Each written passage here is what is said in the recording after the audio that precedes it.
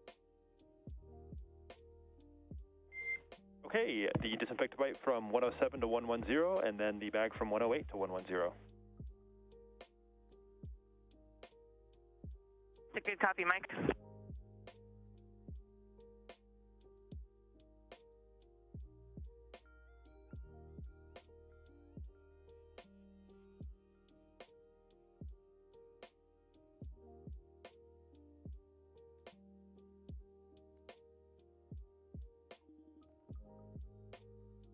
Those words between the ground and NASA astronaut Kayla Barron as they work to make sure everything is configured properly before hatch opening.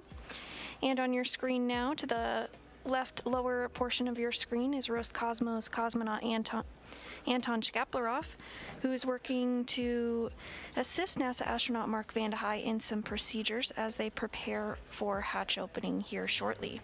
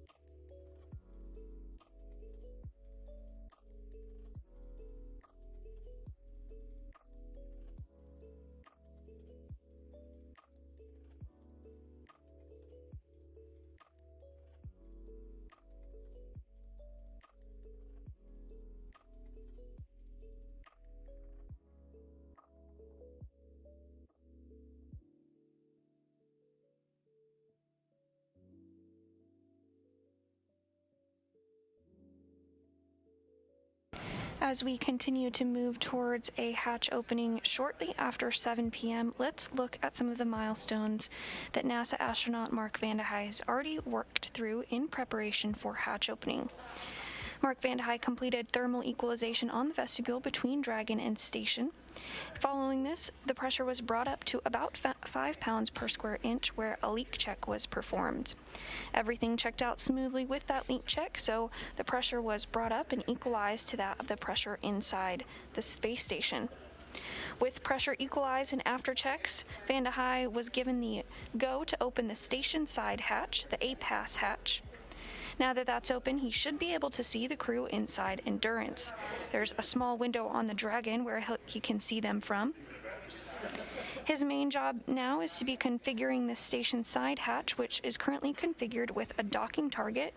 It's a small rod with an X on the end that provided guidance for the Dragon during its approach to dock to the space station. He'll remove that and provide some padding to allow for safe entry for the Crew 3 astronauts to the International Space Station.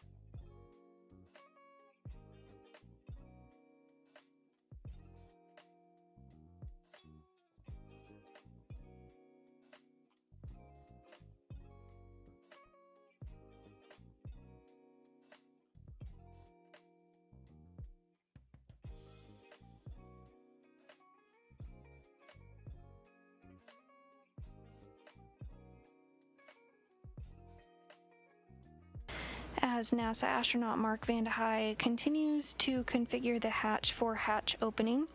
We'll likely see him taking some photographs. Part of that is a procedure to survey the hatch itself and inspect for any foreign object debris.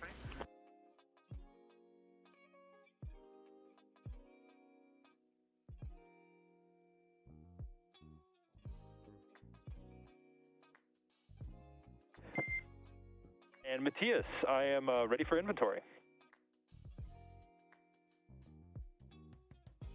Yes, so we have an update on location 11 and location 12.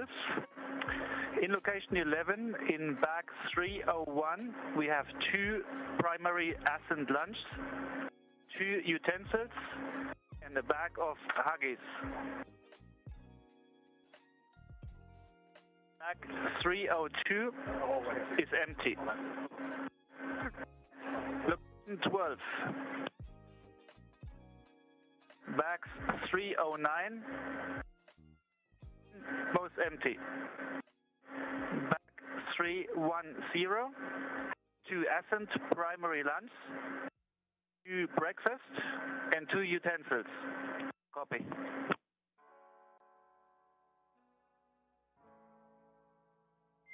Okay, Matthias, I copied that bag 301 has 2 lunches, 2 utensils, and a bag of Huggies. Bag 302 is empty. Bag 309 and 311 are empty.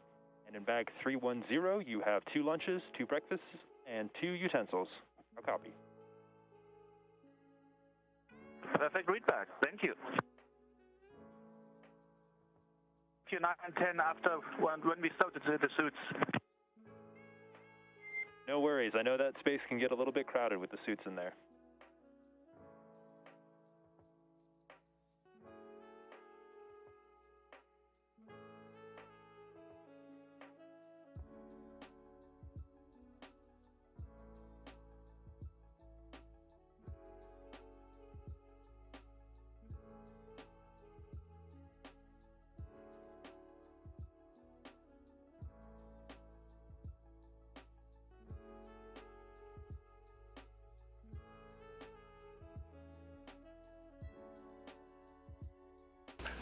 As a reminder, we continue to take your Ask NASA questions, and we'll answer them live on air. If you have a question for us, send it our way using the hashtag AskNASA.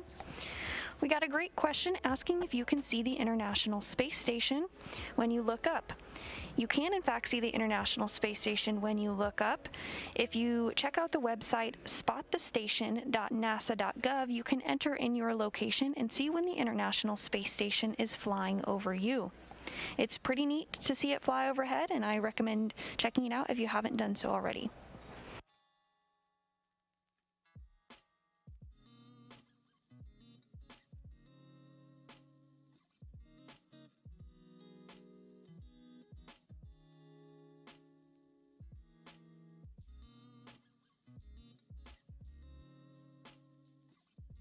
SpaceX Dragon. We're showing an hour on our suit timer, so we're starting to get the bags out and work on stowing the suits in the storage bags.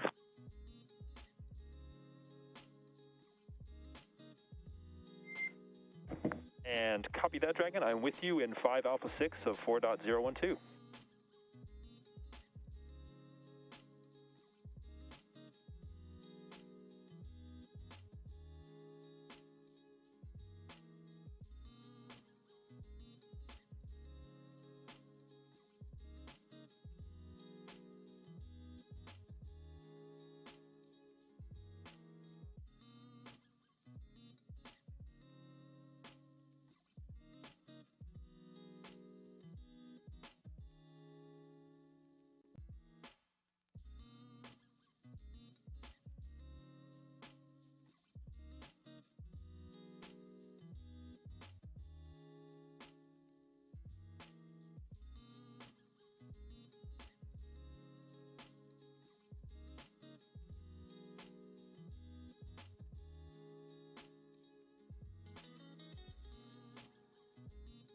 Again, if you're just now joining us, you're watching the live broadcast of the Crew 3 mission, which launched yesterday at 8:03 p.m. Central Time from the Kennedy Space Center in Florida and docked just a couple hours ago at 5:32 p.m. Central Time.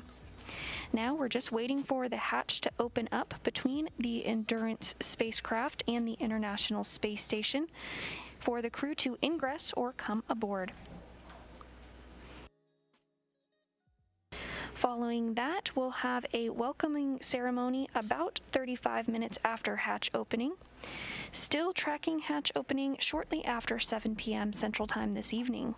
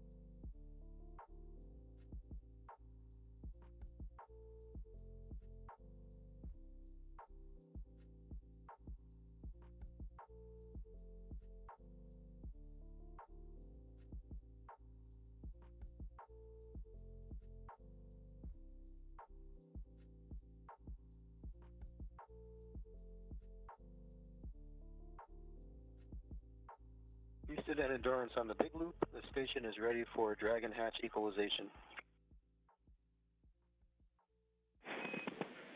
Houston copies.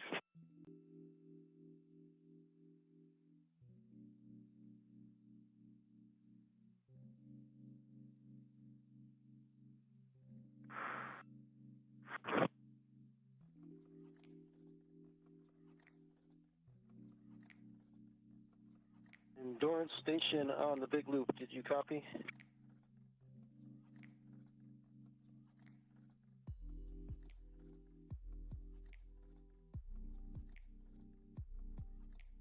On the big loop, Endurance copies, we're ready.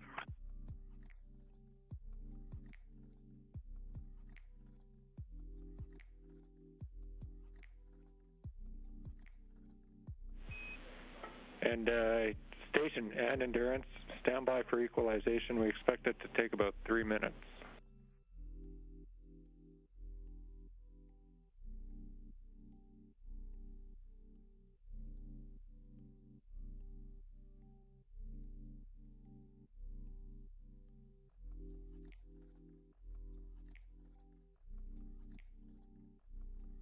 And the equalization process has started.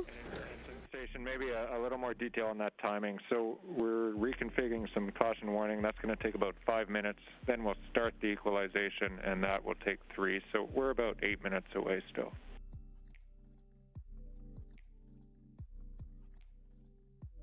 Station copies.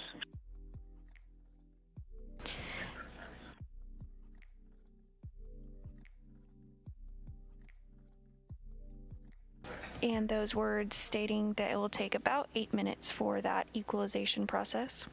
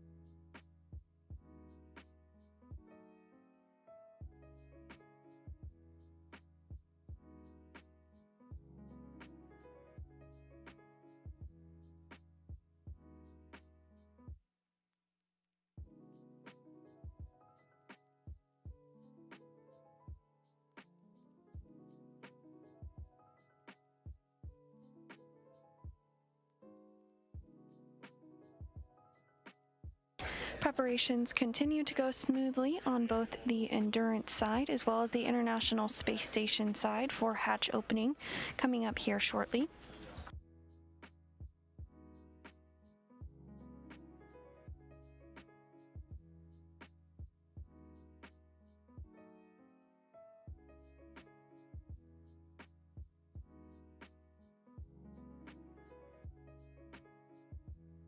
Once the hatch is open, the crew members inside Endurance won't immediately ingress or come aboard the space station. They'll have to work through a couple more procedures first.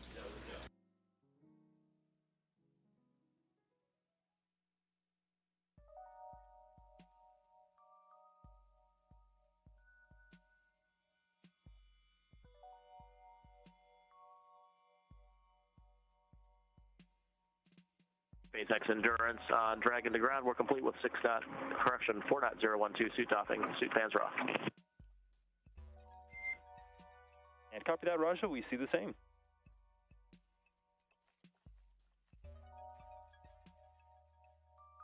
For water bottles, we haven't opened any new bags other than ones we reported before. We're just currently consolidating the empties to take in the trash with us.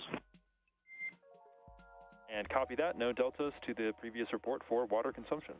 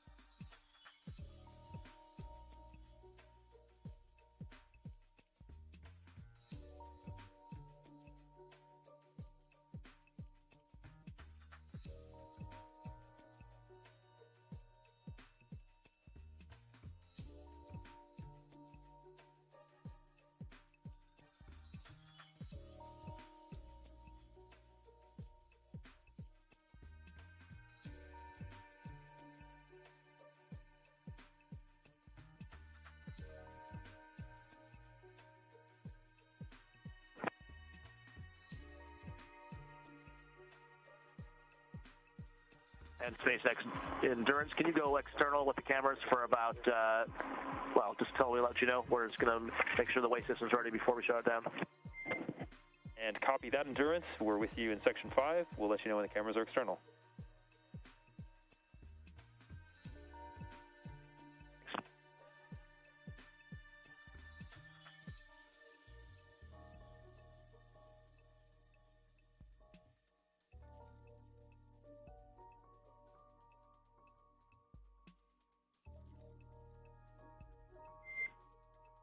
Cameras are external.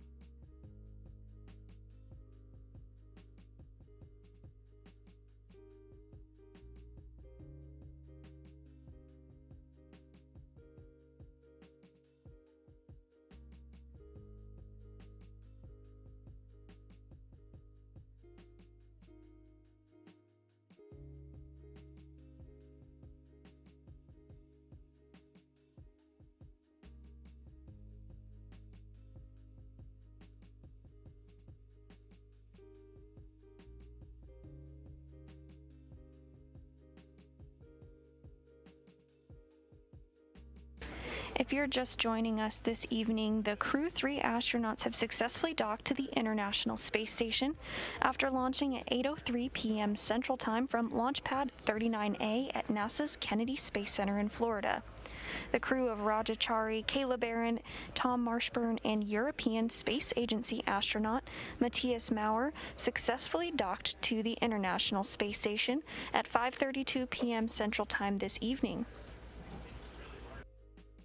At this hour, we are awaiting the hatch to open so that those 4 crew members can join the other 3 crew members currently on board the International Space Station, which includes NASA astronaut Mark Vande Hei and Roscosmos cosmonauts Pyotr Dubrov and Anton Shkaplerov, who is the current space station commander. About 35 minutes after hatch opening, we'll have a welcome ceremony where all 7 of the Expedition 66 crewmates will be able to hug and welcome their new crewmates aboard. Additionally, we'll hear some comments and welcome wishes from leaders from each of the space agencies.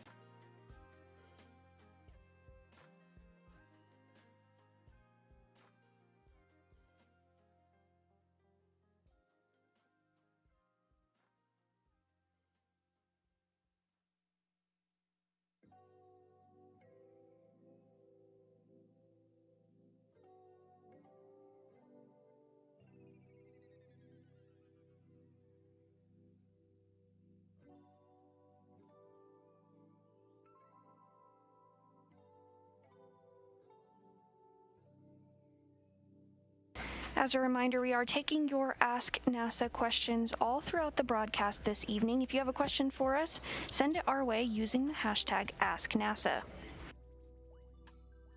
We've received a question asking what are the objectives for the Dragon crew during the next 6 months? Well, this is a very good question, and over the last 21 years, crews aboard the space station have completed over 3,000 scientific and educational experiments, and Crew 3 is prepared to add to that growing number.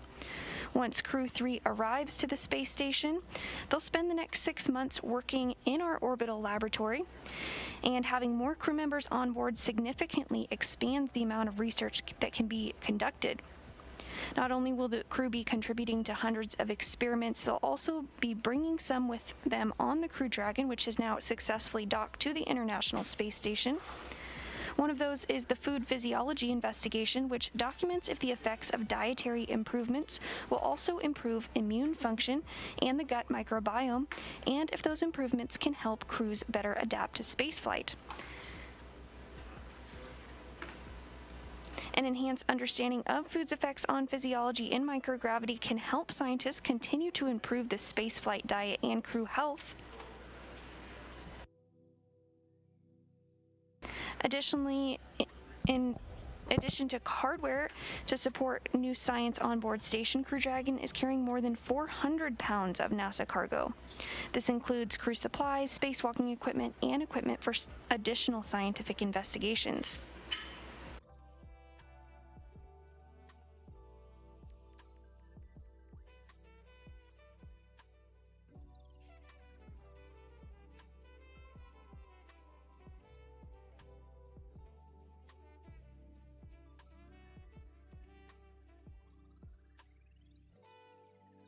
SpaceX Endurance on the big loop. How do you hear? We weren't getting a response on Dragon ground. And that is expected as we are just getting through some of the steps to deactivate S-band, but we have you loud and clear on the big loop.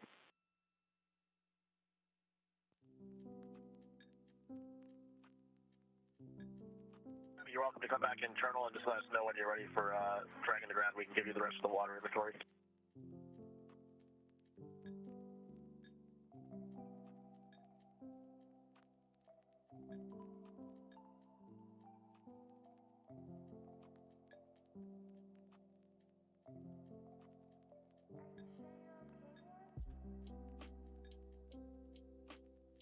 Another experiment flying aboard Crew 3 is the Smartphone Video Guidance System, or SVGS. This was created as a collaboration between NASA's Marshall Space Flight Center in Huntsville, Alabama, and the Florida Institute of Technology in Melbourne.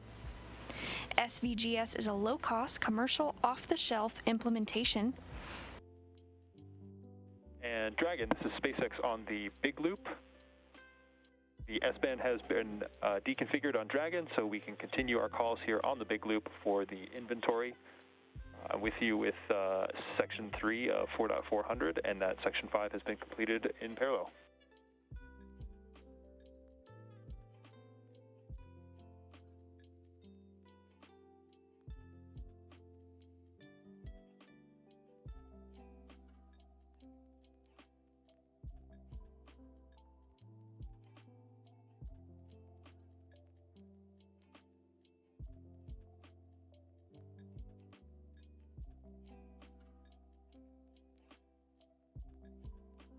Again, SVGS is a low-cost, commercial, off-the-shelf implementation of advanced sensors designed for automated rendezvous and capture of spacecraft. SpaceX Endurance for location 10, bags 206 and 207 are completely empty. We're complete with 5.1 of 4.400, and we're working on location 9 water inventory currently. Copy, 206 and 207 empty, through in the all the steps in 4.400, and then working through the inventory in 9 and 10.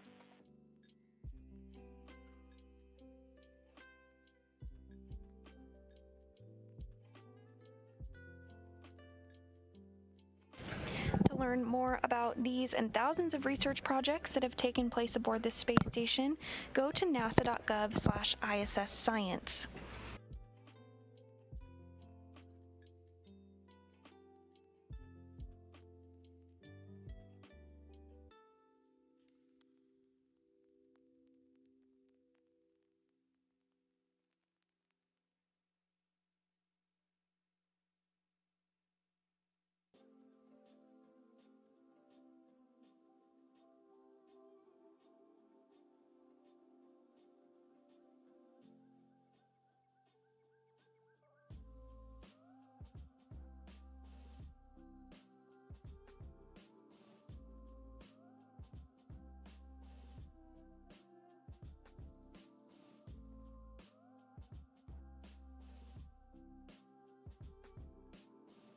On the big loop Endurance for SpaceX, out of location 9, bags 202 and 203 are completely empty.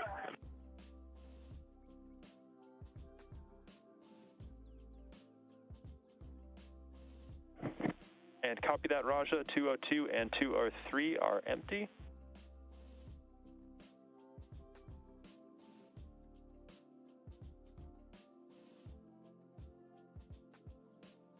SpaceX Perfect. Endurance, with that, we will button up the panels here, and we show ourselves ready then for section 6 of 4.400.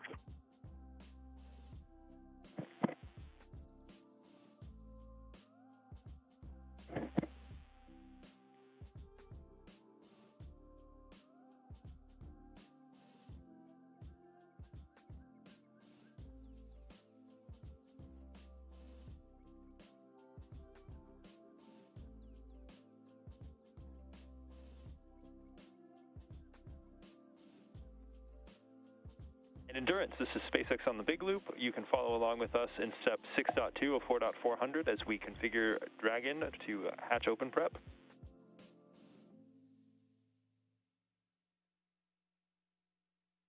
We were following along on section 6, 4.400.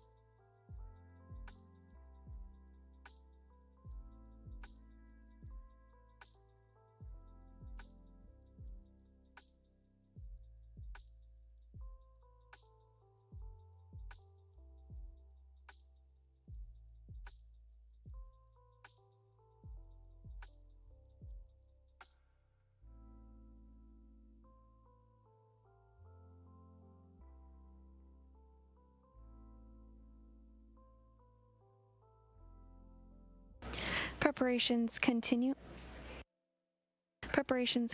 in anticipation of upcoming hatch opening.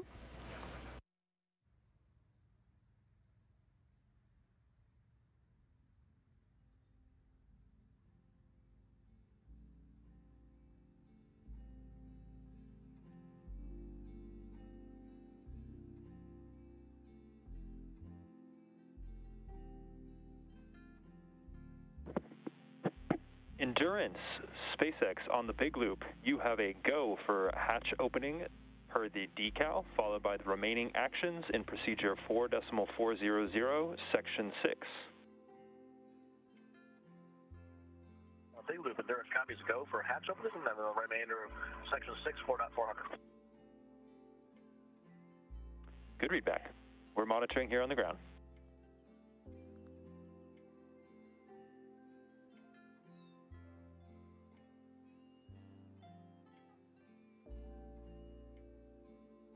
And great news with that go for hatch opening. We should be seeing the crew float aboard the International Space Station here shortly. They're working to open up the hatch on the Endurance side.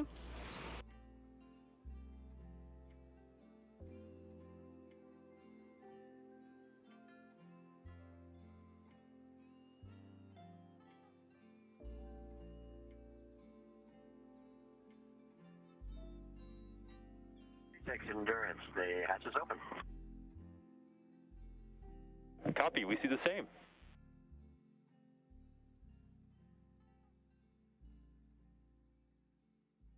Dragon hatch is now open.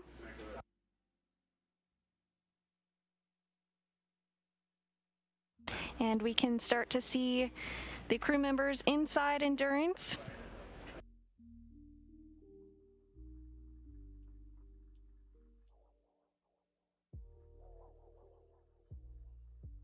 That hatch that we've been waiting for to open since 5:32 p.m. Central Time is now open. Hatch opening taking place just a couple of seconds ago.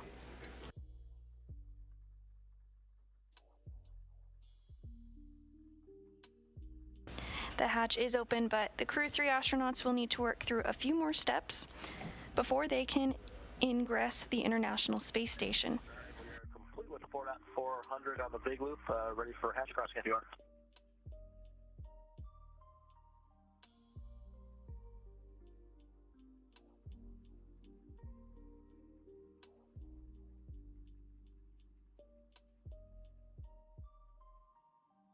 That hatch opening occurring at 7:25 p.m. Central.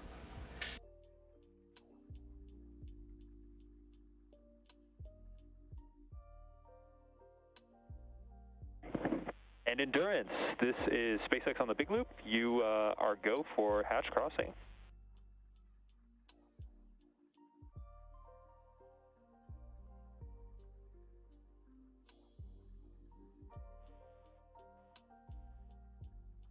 And first through the hatch is going to be NASA astronaut Kayla Barron. Some hugs there, and you can hear the claps inside Mission Control.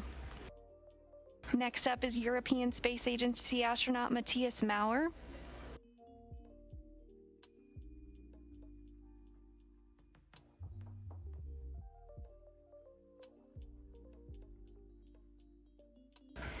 And now we have NASA astronaut Tom Marshburn.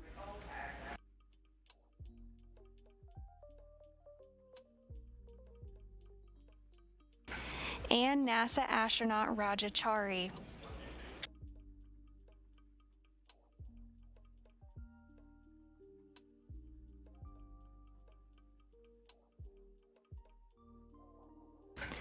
Lots of hugs and smiles here.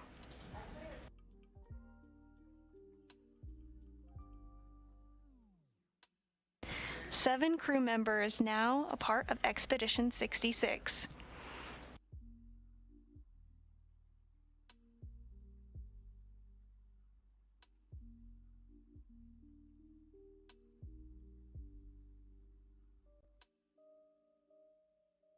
And you can really see and feel the excitement by the looks on the crew's faces. Looks like they're posing for some photos now.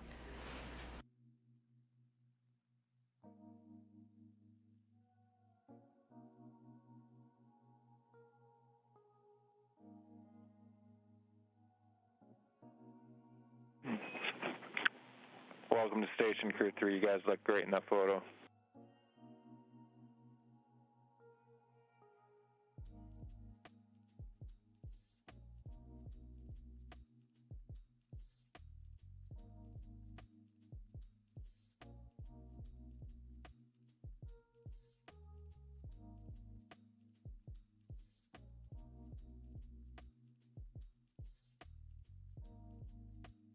And if you're just now joining us, the Crew 3 astronauts have successfully docked and entered aboard the International Space Station. They launched yesterday at 8:03 p.m. Central Time and completed a 22-hour launch to docking to the International Space Station. Docking occurred this evening at 5:32 p.m. Central Time, and the hatch was opened just a few minutes ago at 7:25 p.m. Central Time. NASA astronaut Rajachari, Kayla Barron, and Tom Marshburn, as well as European Space Agency astronaut Matthias Maurer, have now successfully reached the International Space Station, and we see a pretty special moment happening right now for Kayla Barron, first-time space flyer, as she's being pinned as an official flown NASA astronaut.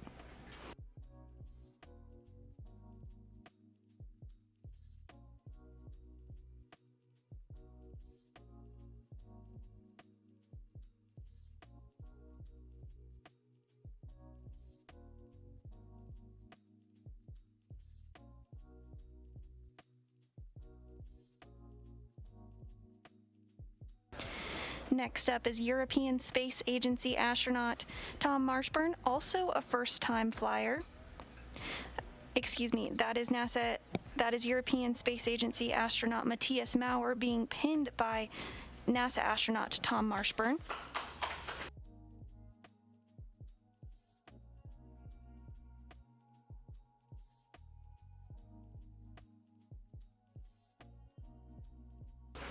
Lots of smiles and thumbs up. An exciting moment.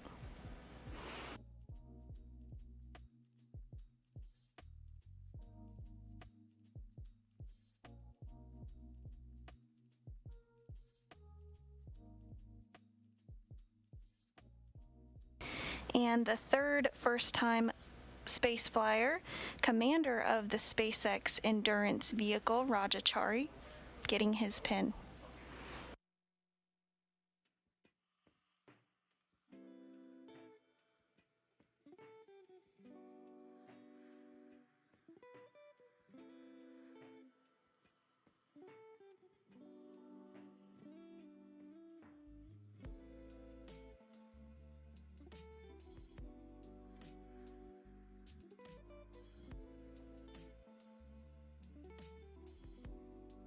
Houston Station on 2, checking for the timing of the PAO event. Just about to hand over, Mark. I'll catch you on the other side.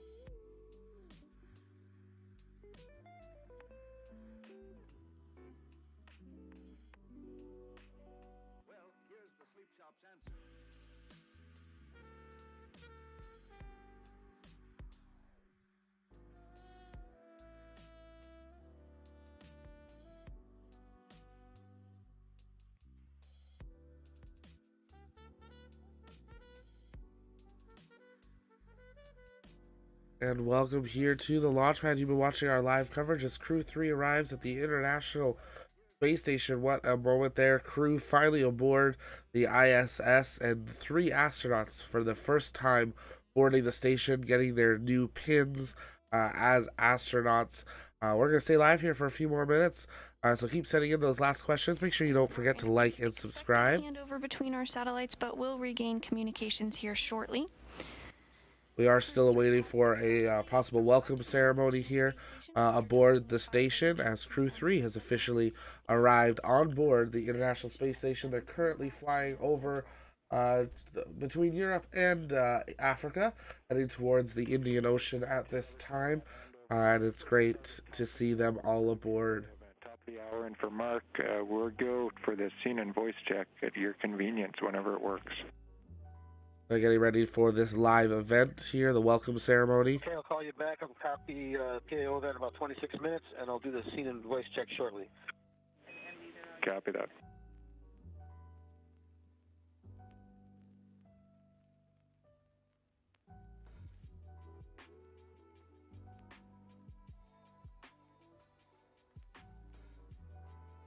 And Endurance crew, comm check with Core here on Space to Ground 2.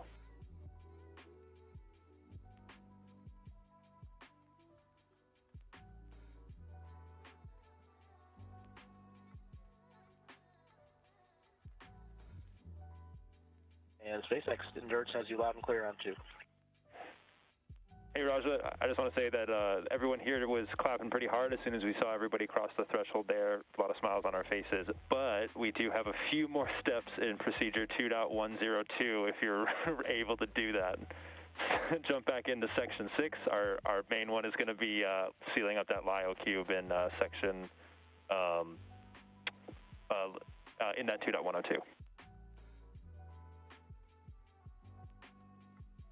Yeah, we'll jump into section 6 and get working on the LIO.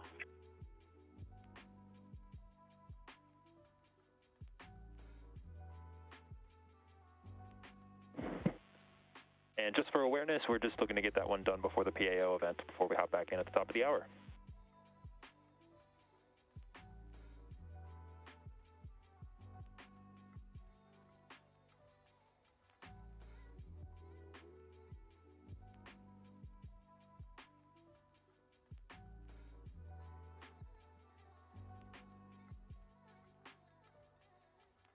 We're now targeting a welcome ceremony to begin at 8 p.m. Central Time this evening.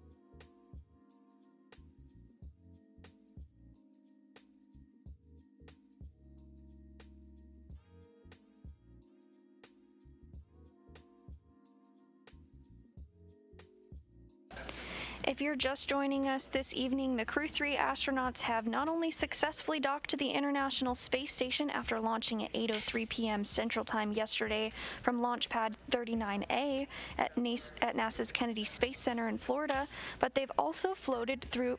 Installation complete. Go for IMV fan activation. Houston copies. Thanks, Kayla.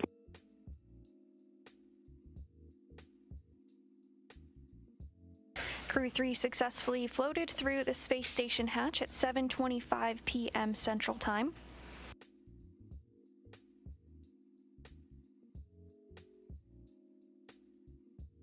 Following a dock at 5:32 p.m. Central Time.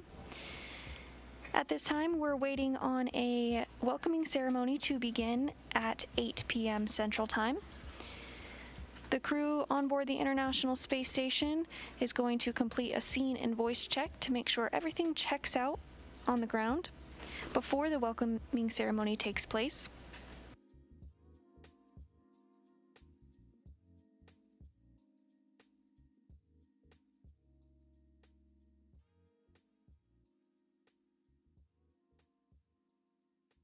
Houston Endurance, just waiting on your go to open location 23. We copy, standby one.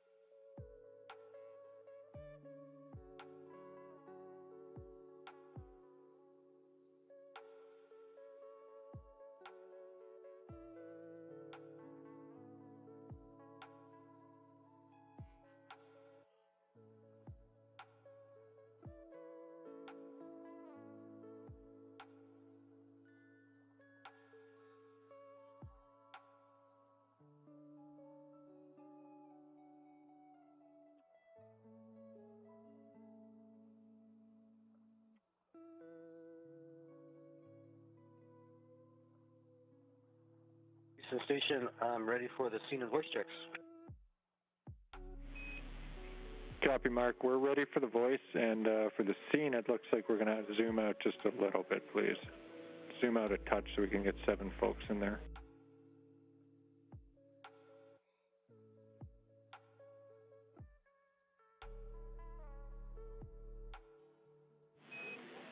And Endurance, this is Houston on the big loop. Raja, your go for 6.1. Go to open location 23.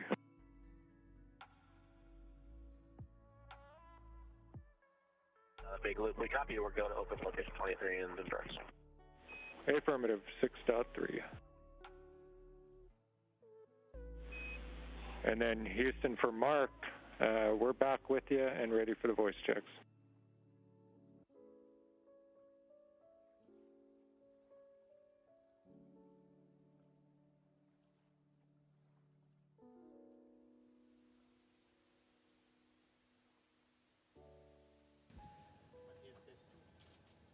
This is the voice check. 1, 2, 3, 4, 5, 6, 7, 8, 9, 10.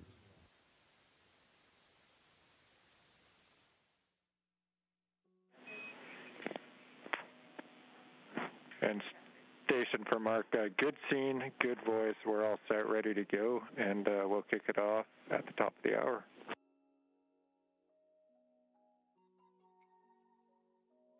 Copy, thumbs up.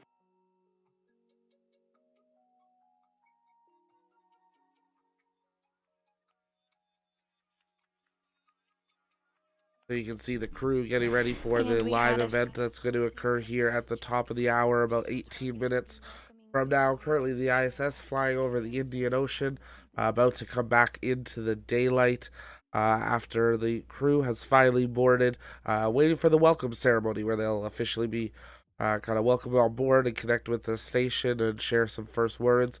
But you can see that energy in all the excitement, and even in that long delay of opening the hatch. It sounds like they started a project on Crew Dragon and didn't finish it.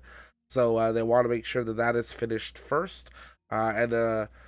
Speculating here, but I'm pretty sure one of the Crew Dragon people was like, where's the closest bathroom there a minute ago? And he flew under the camera, most likely towards that. So might have a quick bio break here, but we're glad to have you all here with us. If you have more questions, you can continue to send those in on the chat. I know some people signed off for the night, so thank you so much for being here all day. We're going to be live through this welcome ceremony, and then we'll wrap up for the evening and be hanging out over in the Discord. But Roberto and Kevin and so many people that have been in here, Thomas, Caveman, Stealth, you've been in here absolutely all day. So many of you. It's been great having you here, and we're glad to have you guys as part of this community. Upcoming launches, just to give you an idea of what you have to look forward to in the upcoming couple weeks here on the launch pad. We are expecting there to be possibly a Starlink mission in the next 24 to 48 hours, along with the Electron launch that was originally scheduled for last night, now taking place on November 16th. We have a Vega launch of the French Guiana on November 16th as well, along with a Falcon 9 launch on November 24th. We'll have basically a double header. We've got the Falcon 9 launching the Double Asteroid Redirection Test, or DART test, mission, and later in the day, Soyuz launching the new module up to the International Space Station, a new Russian module, the Pressurized module. We have another Electron launch on the 27th, followed by a couple Falcon 9 missions scheduled right at the end of the month, and then a Soyuz frigate Galileo mission also at the beginning of December. So lots of launches coming up here. Make sure you've liked and subscribed. We will pre-schedule a number of these launches when we get firmed T0 times, so that you can keep an eye out, hit set reminder, and know when we go live. Should launches ever be delayed, we keep that same scheduled event, just change the time, so that reminder will stay active in case there is any of the delays. Westminster Not Gonna Lie bathroom would be the first stop. They do have a bathroom on board Dragon, so they do have that. Yeah, they're definitely taking bathroom breaks. I also think they just want to go check out Station, wouldn't you? But yeah, absolutely. They do have one on board Dragon, but not near as nice or spacious as the one on the ISS. Thomas, that's crazy. Thanks, Kevin. I appreciate that. Oh, yeah, I mean, there's so many Kevins. That's why it's just all the Kevins. Thanks for being here. I think there's like 7 or 8 of you in the chat right now. It's amazing.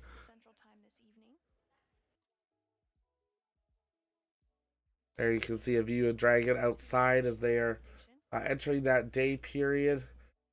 Just passing the southern tip of India, heading over the Indian Ocean. The crew on board is working We are waiting for more information on what caused the delay. They had some issues with a ground sensor. That is why they were wanting to delay the launch at that time, and then go from there.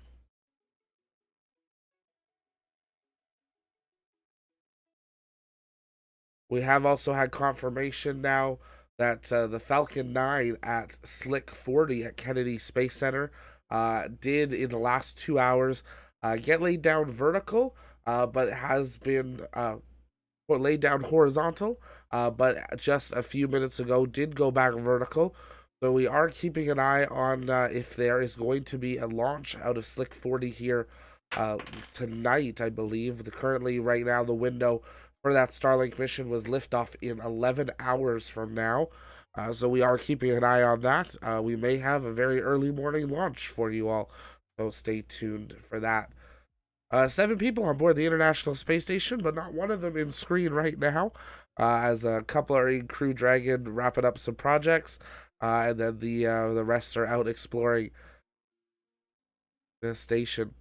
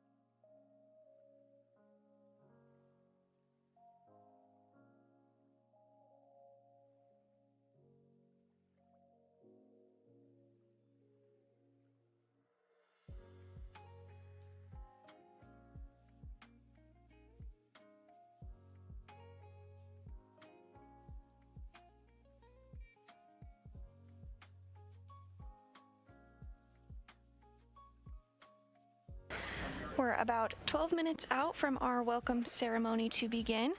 If you do have any more Ask NASA questions, be sure to send them our way and we'll answer them before the welcoming ceremony begins.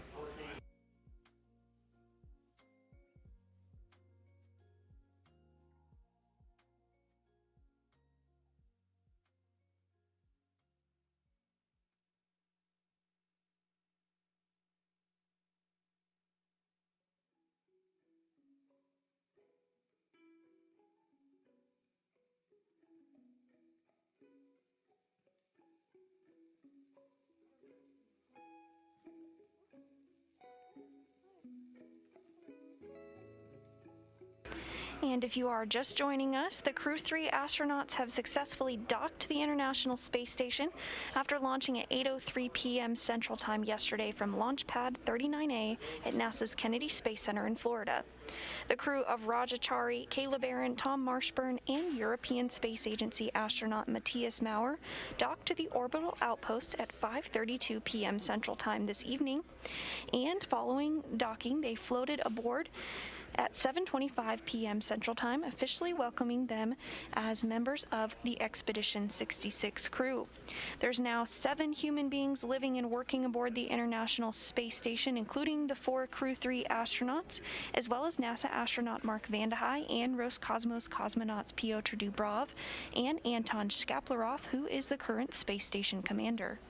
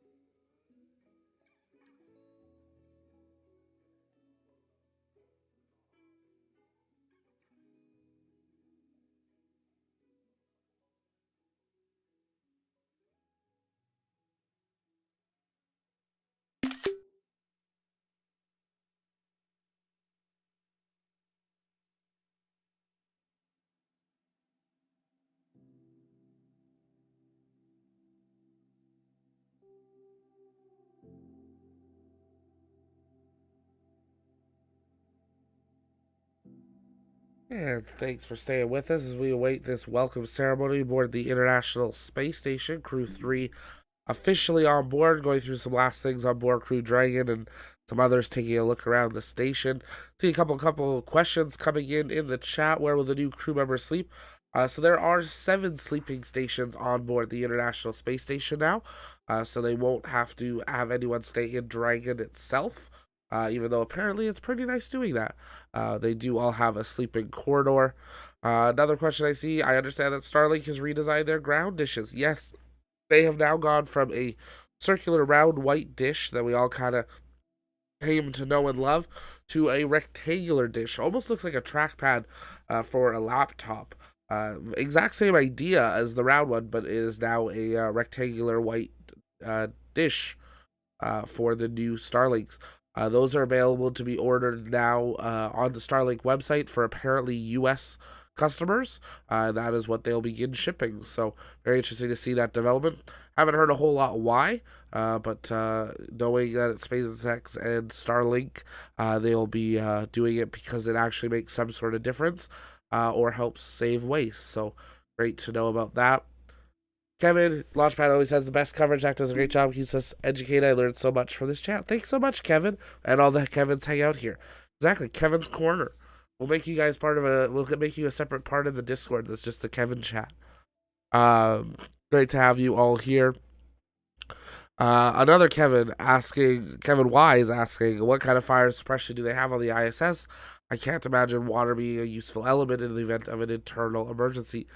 They have a few different systems that they can use on board the International Space Station.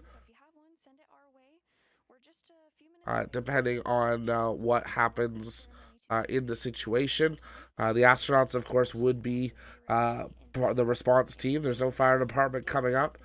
So through the steps, first they would turn off the ventilation system. This would help slow the spread of the fire through the station. Next, they would power down any units that are affected by the fire or causing the fire, because then that would shut down, hopefully, what's feeding it. And finally, they would use fire extinguishers to put out the flames. The flames in space burn at a much lower temperature, and they're slower burn as well than we're used to here on Earth. They use less oxygen because than they do in normal gravity. So what they use on the space station are CO2 extinguishers for their fire suppression system. They blast them with CO2 just to starve them of oxygen, and then the station will be able to counteract that once the fire is extinguished to bring the station back to a balanced level of oxygen and CO2 for the crew. Really great question there, Kevin Wise. Thanks.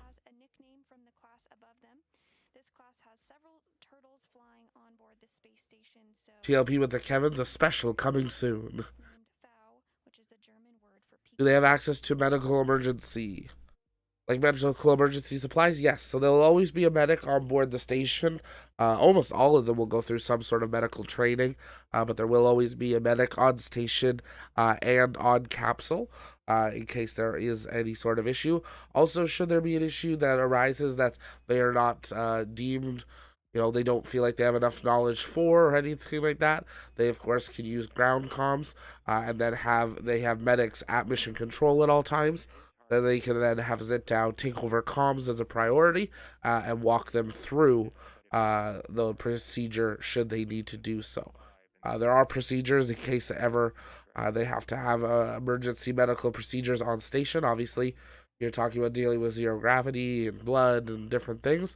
There is different procedures there. Not a whole lot is actually known about all that, but it's a great question there. We are expecting the welcome ceremony beginning here in about 6-7 minutes time from now.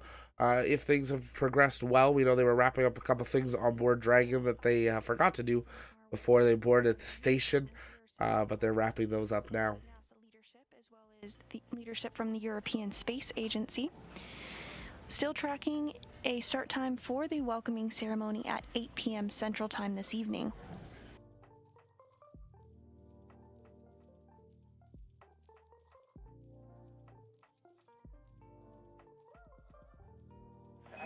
And station, Houston on 2, no reply needed, but we're 4 minutes out from the PAO event. Let's see a question here from Jay Aurora. How would they handle CPR in gravity? So they would handle that by actually strapping the person to a board or a place to try to keep them stationary. Very similar to, they have worked on some technologies for even just hospitals to, they have these units that actually strap the unit to the patient rather than anything else, so that then the unit is rigid around the patient, and then it has like a plunger that does the CPR. So a big theory is that these units could be used on orbit, so rather than having to strap the patient to anything else, which could risk other damage, you just have to maintain the patient floating, and then this unit could be doing the CPR compressions as required. So there's a few ways of doing it. Shannon, how does the crew get waked up in the morning? I believe they get called from station. I'm sure they have alarm clocks on board as well that they can use, but they do get calls from station to ensure everyone's awake. Obviously, station also does have these live views that Mission Control can see. There are places in station that there aren't cameras normally, where the crews would be, being able to change or do their personal hygiene and stuff. But there's a few places that, of course, would be visible most of the time. Station's always alive, so even though at night a lot of the lights may get turned out, there's always little lights and the flashes and beeps and buzzes as the station never sleeps, continuing the research. Kevin Murphy asking, is there a set diet, or do they have a variety of food that they could eat? Another great question there, Kevin. And Shannon asking, what are the orange bags? The orange bags, I believe, are emergencies. I believe those are, should they ever have to evacuate the station, those might be a few things they grab on the way out, but I can't confirm that for sure. I have to double check that. But that's what my first thought would be, is in case of emergency, grab these and go. Because remember, later today, they will be putting Crew Dragon into an escape capsule mode, where State Dragon is shut down, but should there be any sort of emergency, Crew 3 will rush all together to their capsule. This would be the only time they would separate, not being in their suit, and have an emergency evacuation that way.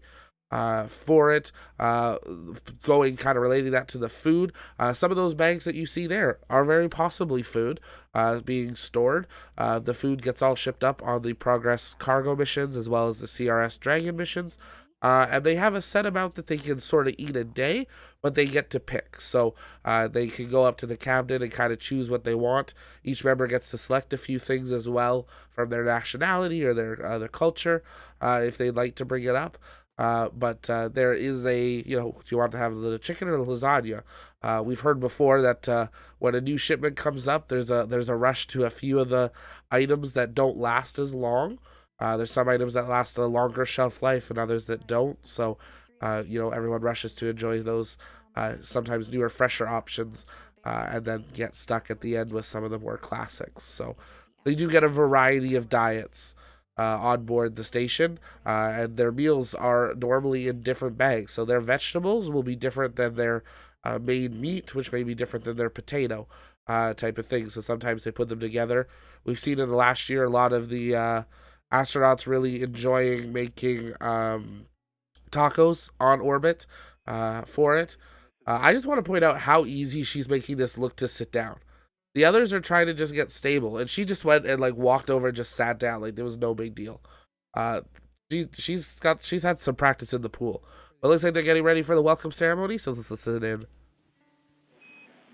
No problem. Standing by.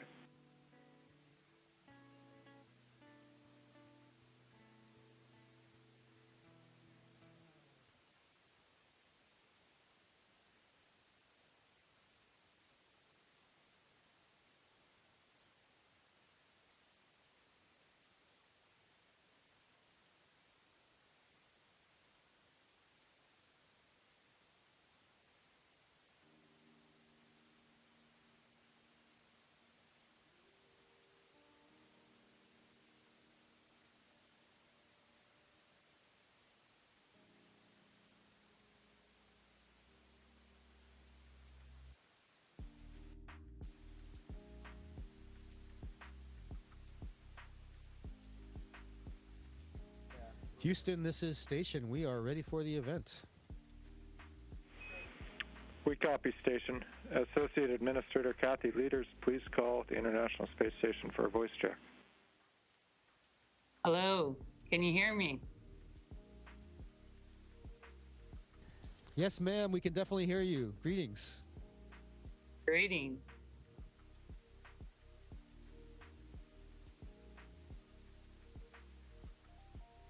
Are we ready to go? Let's do it. I'm not sure if we're supposed to start talking first or if you're going to talk first. Okay, I'll get started and then you guys can follow.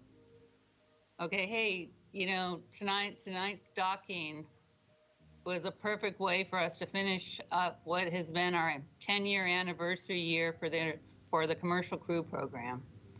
And I don't know about you guys, but it feels like the last 2 weeks have been pretty crazy for me. And I know you guys are probably real happy to be out of crew quarters. I told Norm Knight last night we were rescuing him from crew quarters with this launch, and I know you guys, I know Mark, you were waiting patiently for them to come, enjoying a few days of a little bit of quiet before the next round of folks coming up. But boy, is it good to see you. So, Raja, I'm hearing, you know, you're here leading the turtles, and you have the turtle there. And as you know, I'm so happy to, in particular, to see you there after all your work doing the joint test team. So after you come back, it'll be good to hear how the vehicle operated for you with all the work that you did. And it's so fantastic to see Matthias, Kayla, and Tom there with you safely. So we can't wait to see all the work you all are going to accomplish. And I'm looking forward to many, many more amazing experiences to come over the next 6 months while you all are there. Thank you again for your service. I loved, Roger, what you said yesterday when we're getting ready for launch. And you said, you know, we're hoping for a Halloween launch, but it's even cooler right now to be able to launch and dock on Veterans Day. And it is a great way for us to honor our veterans. Thank you.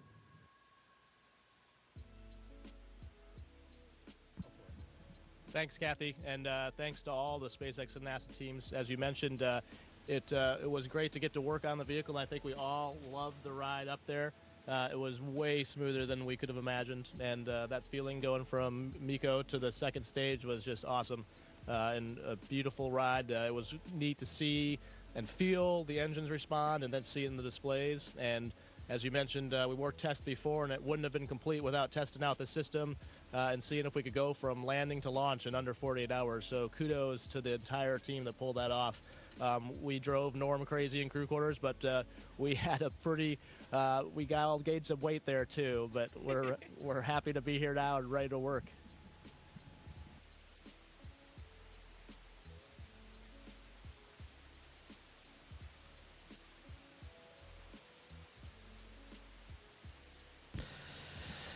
Hi, colleagues. I'm very proud to be commander of this great team.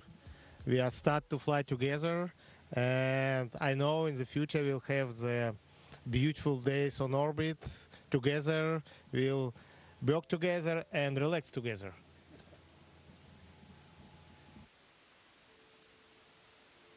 And I can't tell you how happy I am to see these smiling faces. Every one of us, all 7 of us are friends, and we're going to become even better friends as time goes on. And we've got a lot of work to do all the science experiments. I learned over the course of last week that at this moment we've got 60 experiments in progress already. And of course, by the time we finish our time up here, we'll have participated in many more experiments than that. We've got a lot of work to do, a lot of exciting times coming up.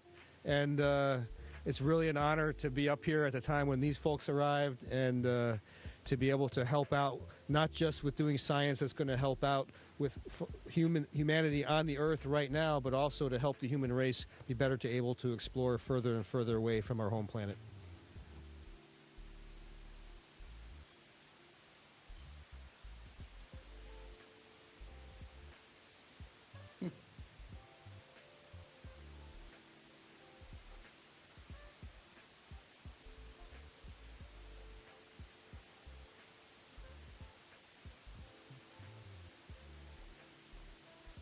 Thank you, Mrs. Leaders. We now welcome ESA Director General Joseph Aschbacher. Please call station for a voice check. Station, this is Joseph Aschbacher. How do you hear me? Hallo Josef, hier ist Matthias. Ich höre dich 5 by 5. 5 by 5, fantastic. Really happy to see you, Matthias. Happy to see all of you, and it is just amazing to see these smiling faces. I think, Matthias, it must be a great feeling experiencing weightlessness live and for the first time for you. And I think this is just fantastic. I have to say that for ESA and for Europe, it's fascinating to have you as our next representative at the space station, while Thomas, as you know, has just returned to your common home base, the European Astronaut Center in Cologne, and both to recover for him, but also to engage in post-mission scientific activities, the science that you will continue in the next coming 6 months. Matthias, I can only tell you that we all at ESA, we are so proud of you and very excited to see you at the space station. Of course, we wish you all the best of luck. I know you have a lot of science and a lot of experiments ahead of you, EVAs, including work on the European robotic arm. We look forward to seeing you working in the NASA and the Russian spacesuits. But also, I hope that you have some time to enjoy the stunning views of our beautiful planet Earth from the cupola, and your messages to planet Earth, to all of us down here, will certainly be exciting and helping us all to preserve it. And it's just beautiful. So really, from my side, Matthias, very, very warm welcome to all of you, also to Raja, to Tom, Kayla, on behalf of the European Space Agency. And I'm just so excited and so happy to see you up there, smiling and in very good shape. Many thanks, Joseph. Many thanks to all the ESA colleagues who helped me to find the way up here into space. It was a very interesting ride, exciting yesterday on the Falcon 9 and the Crew Dragon. And just minutes before we started this PRO event, my colleagues here actually gave me the honor in opening the cupola shutters. And just that's an amazing view. It's the view that I was dreaming about for years. And after this event, I will go back and just indulge more in this view. So yes, you said right, we have a lot of science experiments ahead, and I'm very happy to continue what Thomas started. And then after 6 months, I will hand over to Samantha, and it will be the time of longest European presence in space, 1.5 years, almost without interruption, if Thomas hadn't left early. And yes, we strive to provide all the science experiments that all the scientists on the ground are hoping for. Thank you very much. Thank you, Matthias, and really a very warm greetings from all of us here. So, Dankeschön, und auch auf Deutsch noch ein paar Grüße, weil es einfach so schön ist, dich in guter Form zu sehen, und alles Gute. Ja. Ganz herzlichen Dank und ganz, ganz liebe Grüße natürlich auch an alle in Deutschland, in Europa, die das hier möglich gemacht haben. Natürlich auch besonders meine Freunde und Familie. Danke.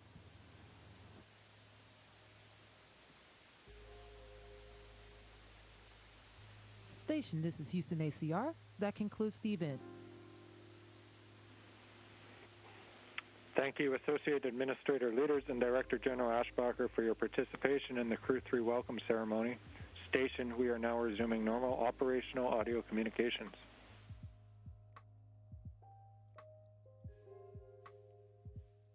And just like that, Crew 3 is on board the International Space Station, and work will now resume.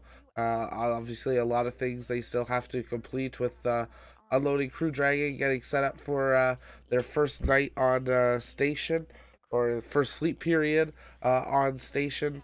But you can see they all seem quite excited there, and it was great to hear from the ESA astronaut that he got to go open that cupola for the first time and have that view, since they had a few minute delay. I can't imagine that view, and you can just see and hear the joy on his voice that got to happen even before this welcome event, where they were first officially welcomed by both NASA and the ESA on board. But yeah, at that point, that is going to wrap it up for us here, Crew 3.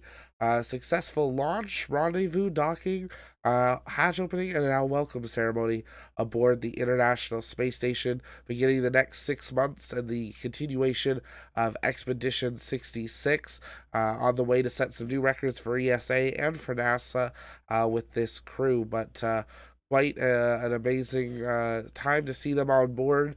The crew, you can see on that camera angle through Mission Control, looks like they're having a quick snack and a chat, getting to know their friends who they've known from the ground.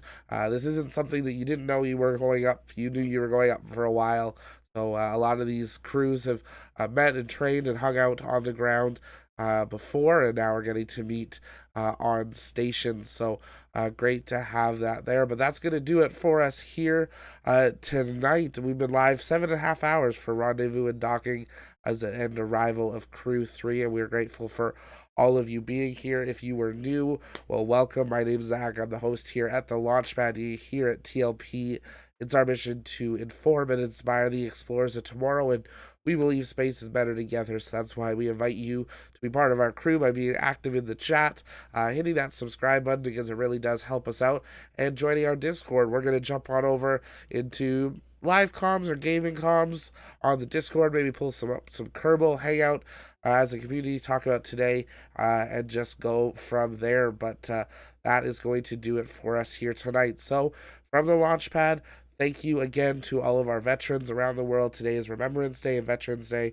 We couldn't dream of going to space if it weren't for your guys' dedication and sacrifices. So if you are serving, thank you. If you have family serving, thank you for your sacrifice and their service. And if you have had family that ultimately has been lost, we thank you, and we recognize their sacrifice as well. So happy Remembrance Day, happy Veterans Day, Memorial Day, depending what you call it in your country. And thank you for your service. But for now, from the Launchpad, this is Zach signing off. We will see you next time. Stay well.